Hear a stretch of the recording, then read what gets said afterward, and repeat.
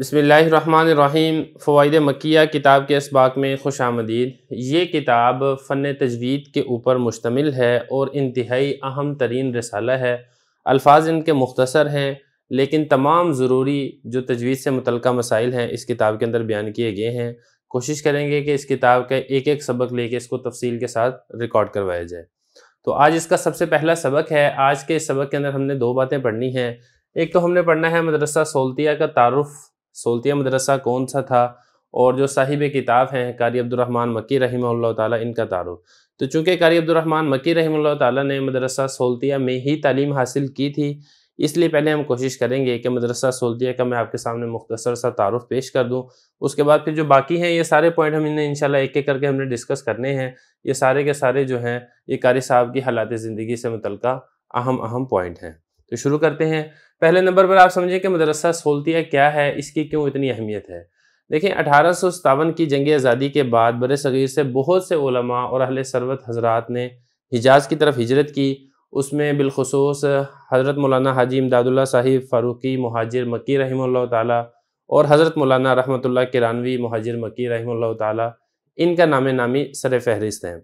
इन दोनों हज़रात ने महसूस किया कि जो अहले हिंद हिजरत करके मक्का मुकरमा और गिरदोनवा में आबाद हो रहे हैं, उनकी सही दीनी तरबियत के लिए एक ऐसा मरकज़ कायम किया जाए जहाँ उन हिंदुस्तान के बच्चों को दीनी तालीम से आरास्ता किया जाए, बिलखुसूस उनका कुरान ठीक किया जाए, उनकी किरत की सही तालीम का इंतज़ाम व इंसराम किया जाए। इसी अजीम मकसद को पेश नज़र रखते हुए मदरसा हिंदिया के नाम से रमज़ानुल मुबारक 1290 हिजरी में हरम मक्का के अंदर एक मदरसे का क़याम अमल में लाया गया। लेकिन उस वक़्त हालात ऐसे थे कि हिंदुस्तान के हालात की वजह से मुसलमानों पर बहुत ज़्यादा सख्ती थी और हिजाज़ में भी एक तंगी का दौर था। इन हालात में मदरसे को चलाना बड़ा एक मुश्किल काम था। फिर ऐसा हुआ कि मौसम हज 1290 हिजरी में कलकत्ता की एक मुखय्यर खातून सौलतुन्निसा बेगम अपने लड़की और अपने दामाद के साथ हज के लिए तशरीफ़ लाईं। हर नेक मुसलमान की ख्वाहिश होती है कि हरमैन शरीफैन में कोई सदका जारिया कायम किया जाए, कोई सदका जारिया के तौर पे कोई नेकी और फलाह का काम कर दिया जाए। सौलतुन्निसा साहिबा भी मक्का मुअज़्ज़मा में एक रिबात यानी मुसाफिर खाना कायम करना चाहती थी। इनके जो दामाद थे वो मस्जिद हराम में मौलाना रहमतुल्लाह किरानवी रहिमहुल्लाह ताला के हल्क़े दरस में अक्सर शरीक होते थे। एक मरतबा उन्होंने अपनी जो सास साहिबा थी उनका इस मुबारक इरादे का जिक्र मौलाना रहमतुल्लाह किरानवी रहिमहुल्लाह ताला के सामने कर दिया। हज़रत मौलाना ने आगे जवाब में ये इरशाद फरमाया कि मक्का मुअज़्ज़मा में इसी तरह मदीना मुनव्वरा में रिबात मुसाफिर खानों की कोई कमी नहीं है। इससे ज़्यादा ज़रूरी और अहम चीज़ वो ये है कि मदरसा यहाँ पर कायम किया जाए। मक्का मुअज़्ज़मा में कोई ऐसा मुस्तकिल मदरसा नहीं है जो हिंदुस्तान के बच्चों की दीनी तरबियत और रहनुमाई का काम सरअंजाम दे सके। ये वाली बात उनके दामाद ने फिर जाके अपनी सास साहिबा सौलतुन्निसा बेगम के सामने ज़िक्र की। तो वो फिर अगले दिन दोबारा मौलाना रहमतुल्लाह किरानवी रहिमहुल्लाह ताला के पास खुद हाजिर हुई और इस राय को इंतहाई खुशी के साथ पसंद किया और मदरसे के लिए ज़मीन ख़रीद कर वक़फ़ कर दी, जहाँ पर फिर मदरसा सोल्तिया का क़याम अमल में लाया गया। 14 शाबान में मदरसा सोल्तिया की यौम तासीस और इफ्तिताह पर इमारत जदीद में असबाक शुरू हुए। चूँकि ये जो मदरसे के लिए जगह थी सौलतुन्निसा बेगम ने वक़फ़ की थी, इसलिए मौलाना रहमतुल्लाह किरानवी रहिमहुल्लाह ताला ने इस मदरसे का नाम ही बेगम साहिबा के नाम के ऊपर मदरसा सोल्तिया रख दिया गया। हज़रत मौलाना रहमतुल्लाह किरानवी रहिमहुल्लाह ताला के हुक्म पर शेखुल अरब वल अजम अल कारी अल मुक़री इब्राहीम साद अल शाफ़ी अल मिस्री अल अज़हरी रहिमहुल्लाह ताला ने तलबा को कुरान मजीद की तालीम देनी शुरू की।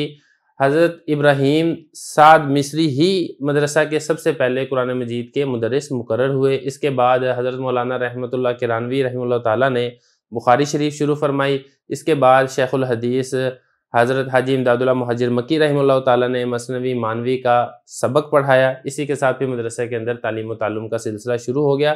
मदरसा के मुस्तफ़ीज़ीन की एक लंबी फहरिस्त है और हमारे हिंदुस्तान से जितने भी अकाबिर उलमा जब तशरीफ़ लेकर जाते थे हिजाज़, तो इसी मदरसा सोल्तिया के अंदर ही क़याम पज़ीर होते थे और यहाँ पर ही क़याम करते थे।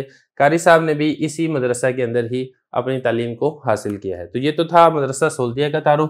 اب اس کے بعد آگے قاری صاحب کے حالات زندگی ہیں، اس میں نے چیدہ پوائنٹ یہاں پہ لکھے ہیں، اس کے متعلق بھی تھوڑی سی بات کر لیتے ہیں، پھر اس کے بعد انشاءاللہ اصل کتاب کا آغاز کریں گے۔ آگے چلتے ہیں قاری صاحب کے تعارف کی طرف۔ قاری صاحب کے جو والد صاحب ہیں ان کا نام تھا محمد بشیر خان۔ یہ انتہائی متقی اور پرہیزگار شخص تھے۔ 1857 کی جنگ آزادی میں انگریزوں کے خلاف انہوں نے جہاد میں بھی بھرپور حصہ لیا تھا اور مجاہدین آزادی کی ہر طرح سے مدد کی تھی۔ یہ قائم گنج ضلع فروخ آباد یوپی کے رہنے والے تھے۔ تجارت ان کا ذریعہ معاش تھا، مالی لحاظ سے بہت زیادہ مضبوط تھے۔ محمد بشیر خان کو اپنے بچوں کی دینی تعلیم و تربیت کا بہت خیال رہتا تھا۔ اسی مقصد کے لیے وہ اپنے خاندان سمیت کانپور کے اندر شفٹ ہو گئے، کیونکہ کانپور میں اس وقت دینی علوم کے بڑے بڑے ادارے موجود تھے۔ پھر 1857 کی جنگ آزادی ہوئی اور محمد بشیر خان صاحب نے اس جنگ آزادی کے اندر بھرپور حصہ لیا۔ مجاہدین کی مدد کرنے کی وجہ سے محمد بشیر خان صاحب کا تمام مال و اسباب اور جائیداد وغیرہ ضبط ہو گئی۔ اس کے بعد پھر جو محمد بشیر خان صاحب تھے یہ اپنے بڑے بھائی کے پاس گوالیار کے اندر چلے گئے، کیونکہ گوالیار میں وہ ایک بڑے مشہور اور معروف آدمی تھے۔ اس کے بعد پھر آخر میں یہ ہوا کہ حالات کی وجہ سے ان کو ہندوستان چھوڑ کر حجاز کی طرف ہجرت کرنی پڑی۔ یہ اپنے خاندان کے 17 افراد کے ساتھ حجاز کے اندر پہنچ گئے۔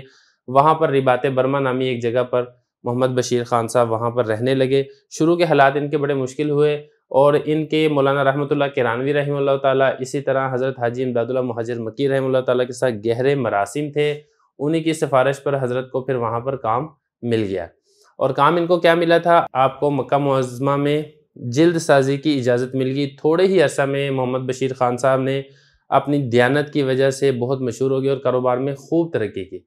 تو یہ محمد بشیر خان صاحب جو تھے ان کے 3 فرزند تھے۔ ان میں سے پہلے جو فرزند تھے بڑے بیٹے وہ تھے محمد عبداللہ مکی، صدر مدرس قرات مدرسہ سولتیہ مکہ مکرمہ۔ اسی مدرسہ سولتیہ میں جو شعبہ قرات تھا اس کے یہ صدر مدرس تھے۔ دوسرے نمبر پر تھے خاتمۃ القراء القاری المقری محمد عبد الرحمن المکی، صدر مدرس قرات مدرسہ احیاء العلوم الہ آباد۔ یہ وہی قاری عبد الرحمن مکی صاحب ہیں جن کی کتاب ہے فوائد مکیہ، جو کہ ہم آگے چل کے پڑھیں گے۔ تیسرے نمبر پر تھے قاری محمد حبیب الرحمن مکی، صدر مدرس قرات مدرسہ عالیہ فرقانیہ لکھنؤ۔ تو یہ ان کے 3 فرزند تھے۔ محمد بشیر خان صاحب کا تھوڑا سا تعارف میں نے آپ کے سامنے پیش کر دیا ہے۔ آگے ہم چلتے ہیں کہ قاری عبد الرحمن مکی صاحب کی پیدائش، تعلیم و تربیت کی طرف۔ قاری عبد الرحمن مکی رحمہ اللہ تعالیٰ یہ 1280 ہجری میں گوالیار میں ان کی پیدائش تھی۔ جیسا کہ میں نے آپ کو محمد بشیر خان صاحب کے حالات میں بتایا تھا کہ یہ پھر اپنے خاندان کو لے کے گوالیار بھی کچھ عرصہ یہ منتقل رہے ہیں، بعد میں یہ ہجرت کر کے حجاز تشریف لے گئے۔ تو گوالیار کے اندر ہی قاری عبد الرحمن مکی صاحب کی پیدائش ہوئی تھی۔ جو ان کے والد صاحب تھے محمد بشیر خان صاحب، ان کو اپنے اولاد کی تعلیم و تربیت کی طرف خصوصی توجہ تھی، تو انہوں نے اپنے تینوں صاحبزادوں کو، جب یہ حجاز کے اندر منتقل ہو گئے تو انہوں نے اپنے تینوں صاحبزادوں کو مولانا رحمۃ اللہ کرانوی رحمہ اللہ تعالیٰ کے سپرد کر دیا کہ آپ ان تینوں کو تعلیم اچھے طریقے سے دلوائیں۔ تو مولانا رحمۃ اللہ کرانوی رحمہ اللہ تعالیٰ نے پھر ان تینوں صاحبزادوں کو مدرسہ سولتیہ کے اندر ہی رکھا اور یہیں پر ہی ان کی تعلیم کا عمل شروع ہوا۔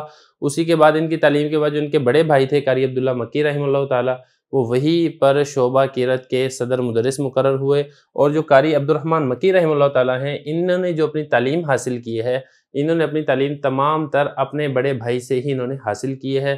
انہوں نے فن قرات کے اندر جو مہارت ہے وہ اپنے بڑے بھائی قاری عبداللہ مکی سے اسی مدرسہ سولتیہ کے اندر ہی قاری صاحب نے حاصل کی ہے۔ تو یہ 2 چیزیں ہم نے مزید پڑھ لی ہیں، قاری صاحب کی پیدائش بھی پڑھ لی ہے، تعلیم و تربیت بھی پڑھ لی ہے۔ حضرت قاری عبد الرحمن مکی جب اپنے فن میں کامل ہو گئے تو حضرت حاجی امداد اللہ مہاجر مکی رحمۃ اللہ علیہ اور حضرت مولانا رحمۃ اللہ کرانوی رحمہ اللہ تعالیٰ کے مشورہ سے قاری عبداللہ مکی رحمہ اللہ تعالیٰ نے آپ کو، یعنی اپنے چھوٹے بھائی قاری عبد الرحمن مکی رحمۃ اللہ علیہ کو حرم شریف میں نوافل میں قرآن مجید سنانے کا حکم فرمایا۔ چنانچہ قاری صاحب حرم شریف میں ہر روز نوافل میں 1 منزل قرآن مجید سناتے تھے۔ 1 منزل کم نہیں ہوتا، آپ یہ دیکھ لیں کہ قرآن مجید کی 7 منزلیں ہیں، ان کے 7 دنوں میں قرآن مجید کو مکمل کر لیا کرتے تھے۔ آپ عمدہ طریقے سے پڑھتے تھے، خوبصورت ادائیگی کرتے تھے، اور ان کا جو لہجہ تھا وہ بہت زیادہ خوبصورت تھا۔ عرب کے اندر حضرت کی شہرت جا بجا ہوگی، اور آپ اس دوران وہاں پر شاب ہندی کے نام سے مشہور ہوگے۔ شاب کہتے ہیں نوجوان کو، شاب ہندی کا مطلب ہندوستان کا نوجوان۔ 1300 ہجری میں ایک دن ایک محفل میں حضرت مولانا رحمۃ اللہ کرانوی رحمہ اللہ تعالیٰ نے آپ دونوں بھائیوں کو طلب فرمایا۔ بڑے بھائی تھے قاری عبداللہ مکی رحمہ اللہ تعالیٰ، اور ان سے جو چھوٹے بھائی تھے قاری عبد الرحمن مکی رحمہ اللہ تعالیٰ، اور پھر قاری عبد الرحمن مکی رحمۃ اللہ علیہ کو سینے سے لگا کر فرمایا کہ قاری عبداللہ مکی کو تو میں یہاں پر مدرسہ سولتیہ میں ہی رکھتا ہوں، اور میں آپ کو حکم دیتا ہوں کہ تم ہندوستان جاؤ اور وہاں جا کر ترویج قرآن، تجوید قرأت اور لحون عربیہ کا کام کرو۔ چنانچہ پھر آپ ہندوستان واپس تشریف لائے ہیں، اور حاجی امداد اللہ مہاجر مکی رحمہ اللہ تعالیٰ کے بڑے خلیفہ تھے حضرت مولانا احمد حسن کانپوری رحمہ اللہ تعالیٰ، ان کے مدرسہ جامع العلوم پہنچے ہیں اور قرأت کے صدر مدرس کا آپ نے منصب کو سنبھال لیا ہے۔ تو یہ تھی حجاز سے واپسی۔ شروع میں جب حضرت نے کانپور میں تدریس شروع کی ہے تو طلبہ کی تعداد بہت کم تھی، کیونکہ عوام میں تجوید و قرأت کا ذوق بہت کم تھا، اس لیے ایک دن بددل ہو گئے، اور بددل ہونے کے بعد ان کا ارادہ بنا کہ میں واپس مکہ مکرمہ چلا جاتا ہوں۔ سامان وغیرہ انہوں نے تیار کر لیا، رات گزارنی تھی، صبح کو گاڑی سے انہوں نے ممبئی جانا تھا۔ رات کو خواب میں سرکار دو عالم صلی اللہ علیہ وسلم کی زیارت ہوئی، اور آپ صلی اللہ علیہ وسلم نے ان کو حکم فرمایا کہ عبد الرحمن تم ہندوستان میں ہی رہو، اللہ نے تم سے بہت کام لینا ہے۔ چنانچہ قاری صاحب جب صبح بیدار ہوئے تو اپنا سارا سامان کھلوا دیا اور واپسی کا ارادہ ترک فرما دیا۔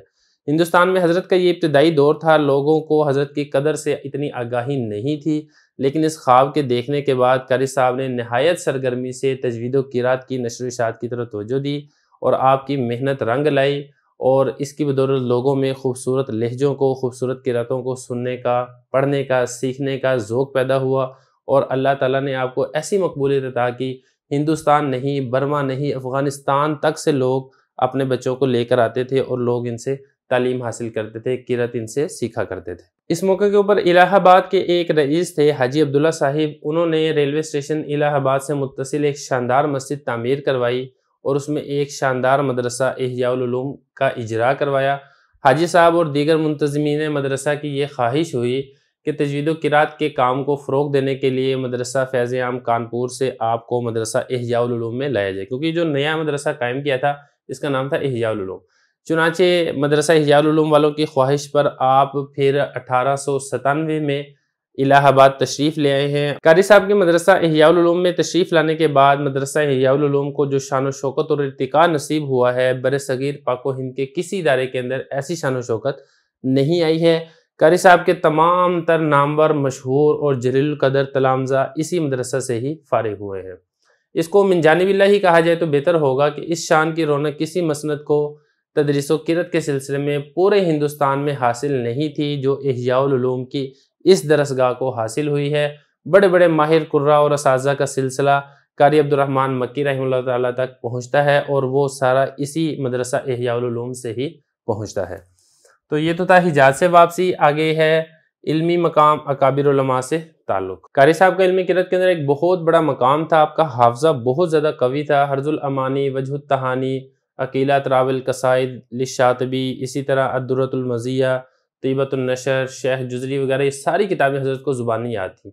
ہر سال رمضان المبارک میں 2 مرتبہ قرآن مجید سنایا کرتے تھے، تراویح میں قرآن حدر کے ساتھ پڑھتے تھے۔ اس کے باوجود حروف کے مخارج، صفات، حرکات و سکنات اور مد وغیرہ کی ادائیگی میں کوئی فرق نہیں آتا تھا۔ لحن جلی تو بڑی دور کی بات ہے، لحن خفی تک بھی حضرت کی قرأت میں واقع نہیں ہوتی تھی۔ حضرت قاری حفظ الرحمان صاحب فرماتے ہیں کہ اشراق، چاش، تہجد، اوابین میں علیحدہ علیحدہ قرآن پاک پڑھتے تھے، گویا کہ تلاوت قرآن مجید کے عاشق تھے۔ تو اسی طرح قاری سراج الحق صاحب فرماتے ہیں کہ میں نے کبھی قاری عبد الرحمن مکی صاحب کو لقمہ لیتے ہوئے کبھی سنا نہیں تھا، اتنا مضبوط ان کو قرآن مجید یاد تھا کہ کبھی ان کو پڑھتے ہوئے غلطی نہیں لگی، اٹکن نہیں آئی کہ لقمہ لینے کی ضرورت پیش آئی ہو، ایسا نہیں ہوا۔ اسی طرح جتنے بھی لہجے تھے، سارے لہجوں پر حضرت کو مکمل عبور حاصل تھا۔ حضرت نے تمام تر فنی تعلیم جو ہے وہ مکہ مکرمہ سے ہی حاصل کی تھی، اسی لیے حجازی لہجہ، حسینی لہجہ، دیگر عربی لہجوں پر حضرت کو زبردست دسترت حاصل تھی۔ حجازی لہجہ پر خصوصیت سے زور دیتے تھے، اور یہی ذوق آپ کے تلامذہ یعنی شاگردوں کے اندر بھی حاصل رہا ہے۔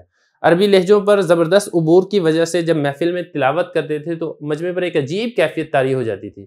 اسی طرح ایک واقعہ حضرت کا ذکر کیا گیا ہے کہ بنارس میں ایک عظیم الشان جلسہ تھا، افتتاحی تلاوت قاری صاحب نے کی تو مجمع پر ایک سکوت طاری ہو گیا، اور آپ کی خوبصورت لحن داؤدی ایسی تھی کہ ہر آنکھ سے آنسو بہنے لگے۔ حقیقت یہ ہے کہ فن تجوید و قرأت میں حضرت قاری صاحب اپنے وقت کے امام تھے، اور ہندوستان میں آپ کی نظیر کوئی اور اتنا قاری قرآن ماہر نہیں تھا۔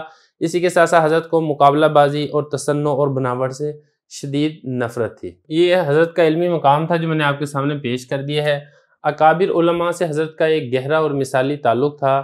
حضرت شیخ الہند مولانا محمود الحسن دیوبندی رحمہ اللہ تعالیٰ جب مالٹا سے رہا ہو کر واپس ہندوستان تشریف لائے ہیں، تحریک خلافت اپنی زوروں پر تھی، تحریک خلافت کا ایک بہت بڑا جلسہ قاری صاحب کے مدرسہ احیاء العلوم الہ آباد میں واقع ہوا، جس میں حضرت شیخ الہند حضرت مولانا حسین احمد مدنی رحمہ اللہ تعالیٰ دیگر حضرات بھی اس میں شریک ہوئے تھے۔ اسی طرح حضرت مولانا فضل الرحمن گنج مراد آبادی، حضرت پیر مہر علی شاہ صاحب، اسی طرح حضرت سید محمد علی مونگیری صاحب کی خدمت میں بھی قاری صاحب حاضر ہوتے رہتے تھے، اور حکیم الامت حضرت مولانا اشرف علی صاحب تھانوی رحمۃ اللہ علیہ سے حضرت کے انتہائی قریبی تعلق تھے۔ وجہ یہ تھی کہ حضرت حکیم الامت آپ کے استاد بھائی بھی تھے اور پیر بھائی بھی تھے۔ اس کے علاوہ حضرت تھانوی رحمہ اللہ تعالیٰ جامع العلوم کانپور میں پڑھاتے بھی رہے ہیں۔ اس لحاظ سے قاری صاحب کے کانپور میں قیام سے ہی حضرت تھانوی کے ساتھ بڑے گہرے اور دیرینہ مراسم قائم ہو گئے تھے۔ اس کے علاوہ جو حضرت تھانوی نے اپنا فتاویٰ لکھا تھا جو کہ مشہور ہے امداد الفتاویٰ کے نام سے، اس میں جو باب تجوید و قرات ہے اس میں حضرت تھانوی صاحب رحمۃ اللہ علیہ قاری صاحب کا بھرپور تعاون اس میں حاصل رہا تھا اس کے مرتب کرنے میں، بلکہ قاری صاحب نے نون مخفات سے متعلق ایک نہایت علمی مضمون بھی لے کر حضرت تھانوی رحمہ اللہ تعالیٰ کو ارسال فرمایا تھا جو کہ امداد الفتاویٰ کے اندر شامل ہے۔ تو یہ حضرت کا کچھ علمی مقام تھا جو میں نے آپ کے سامنے پیش کر دیا ہے۔ حضرت نے مختلف کتابیں بھی لکھی ہیں، جن میں سے ایک مشہور ترین کتاب یہی فوائد مکیہ ہے۔ اسی طرح ایک نون مخفات سے متعلق بھی حضرت کا ایک تفصیلی مضمون موجود ہے۔ ہم یہاں پہ بات کر لیتے ہیں فوائد مکیہ کے متعلق، تھوڑا سا ہم اس کا تذکرہ کریں گے، اس کے بعد پھر ہم انشاءاللہ اصل کتاب کو شروع کر دیں گے۔ فوائد مکیہ یہ حضرت کی تجوید کے اوپر انتہائی مقبول عام کتاب ہے جو بر صغیر پاک و ہند کے مدارس میں داخل نصاب ہے۔ مختصر کتاب ہے لیکن انتہائی جامع اور علمی کتاب ہے، استاد کے بغیر اس کو سمجھنا مشکل ہے۔ اس کو خود سے نہیں سمجھا جا سکتا کہ آپ خود سے کتاب اٹھائیں اور اس کو جیسے اردو میں تحریر لکھی ہوتی ہے تو آپ اردو میں تحریر پڑھ کے سمجھیں، یہ ایسی کتاب نہیں ہے۔ یہ فن کی ایک دقیق ترین کتاب ہے، اس کے باوجود بھی بر صغیر میں یہ تباہ ہوتے ہی انتہائی مقبول ہو گئی، اور اسی کتاب کی افادیت کو مد نظر رکھتے ہوئے مشہور قراء کرام نے اس کی تشریح و توضیح کے لیے حواشی بھی لکھے ہیں، اس کی شروحات بھی لکھی گئی ہیں، اور اسی کتاب کا جو درس ہے وہ انشاءاللہ ہم پڑھیں گے ایک ایک کر کے۔ تو یہ حضرت کا کچھ تھوڑا سا مختصر سا تعارف تھا، اکابر علماء سے تعلق بھی میں نے بتا دیا، فوائد مکیہ کتاب کا تعارف بھی بتا دیا۔ اس کے بعد آگے جو ہے وہ ہم کتاب کا خطبہ شروع کریں گے اور پھر ایک ایک کر کے مکمل کتاب کو مکمل کریں گے۔ اللہ